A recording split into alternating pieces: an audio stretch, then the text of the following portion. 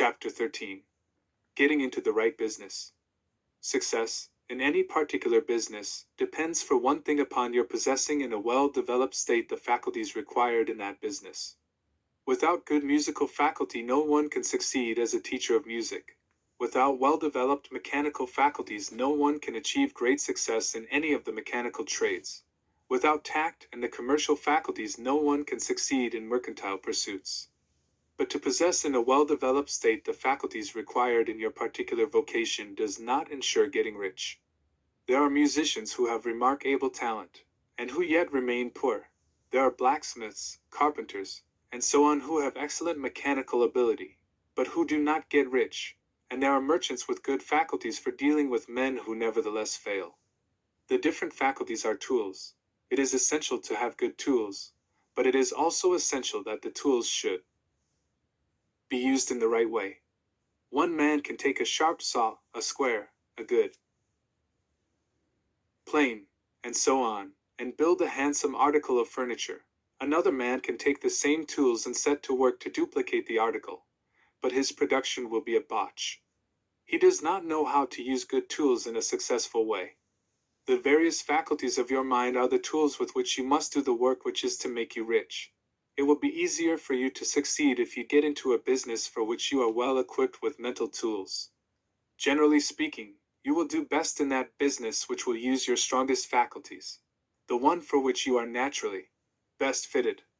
But who do not get rich, and there are merchants with good faculties for dealing with men who nevertheless fail.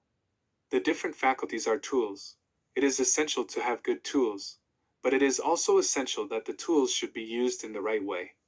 One man can take a sharp saw, a square, a good plane, and so on, and build a handsome article of furniture. Another man can take the same tools and set to work to duplicate the article, but his production will be a botch. He does not know how to use good tools in a successful way. The various faculties of your mind are the tools with which you must do the work which is to make you rich.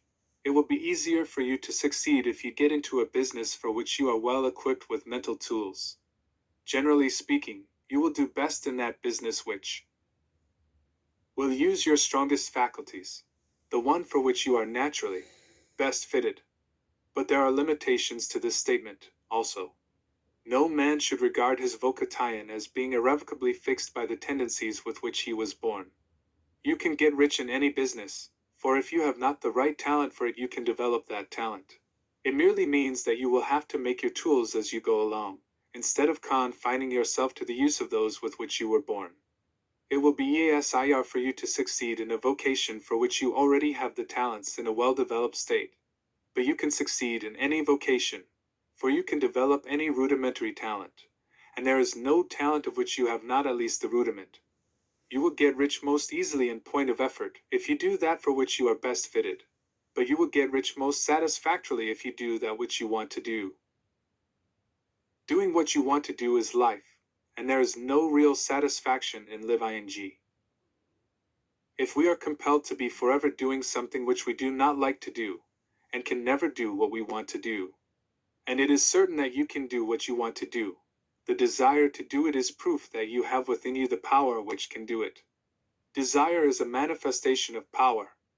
The desire to play music is the power which can play music seeking expression and development. The desire to invent mechanical devices is the mechanical talent seeking expression and development. Where there is no power, either developed or undeveloped, to do a thing, there is never any desire to do that thing. And where there is strong desire to do a thing, it is certain proof that the power to do it is strong, and only requires to be developed and applied in the right way. All things else being equal, it is best to select the business for which you have the best developed talent. But if you have a strong desire to engage in any particular line of work, you should select that work as the ultimate end at which you aim. You can do what you want to do, and it is your right and privilege to follow the business or avocation which will be most congenial and pleasant. You are not obliged to do what you do not like to do, and should not do it except as a means to bring you to the doing of the thing you want to do. If there are past mistakes whose consequences have placed you in an undesirable business or environment, You may be obliged for some time to do what you do not like to do, but you can make the doing of it pleasant by knowing that it is making it possible for you to come to the doing of what you want to do. If you feel that you are not in the right vocation, do not act too hastily in trying to get into another one. The best way, generally, to change business or environment is by growth. Do not be afraid to make a sudden and radical change if the opportunity is presented, and you feel after careful consideration that it is the right opportunity. But never take sudden or radical action when you are in doubt as to the wisdom of doing so. There is never any hurry on the creative plane, and there is no lack of opportunity. When you get out of the competitive mind, you will understand that you never need to act hastily. No one else is going to beat you to the thing you want to do. There is enough for all. If one place is taken, another and a better one will be opened for you a little farther on. There is plenty of time. When you are in doubt, wait.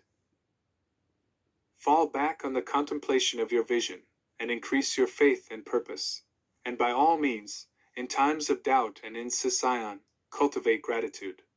A day or two spent in contemplating the vision of what you want, and in earnest thanksgiving that you are getting it, will bring your mind into such close relationship with the Supreme that you will make no mistake when you do act. There is a mind which knows all there is to know, and you can come into close unity with this mind by faith and the purpose to advance in life, if you have deep gratitude. Mistakes come from acting hastily, or from acting in fear or doubt, or in forgetfulness of the right motive, which is more life to all, and less to none. As you go on in this certain way, opportunities will come to you in increasing number, and you will need to be very steady in your faith and purpose, and to keep in close touch with the All-Mind by reverent gratitude. Do all that you can do in a perfect manner every day, but do it without haste, worry, or fear. Go as fast as you can, but never hurry. Remember that in the moment you begin to hurry, you cease to be a creator and become a competitor. You drop back upon the old plane again. Whenever you find yourself hurry call a halt. Fix your attention on the mental image of the thing you want, and begin to give thanks that you are getting it.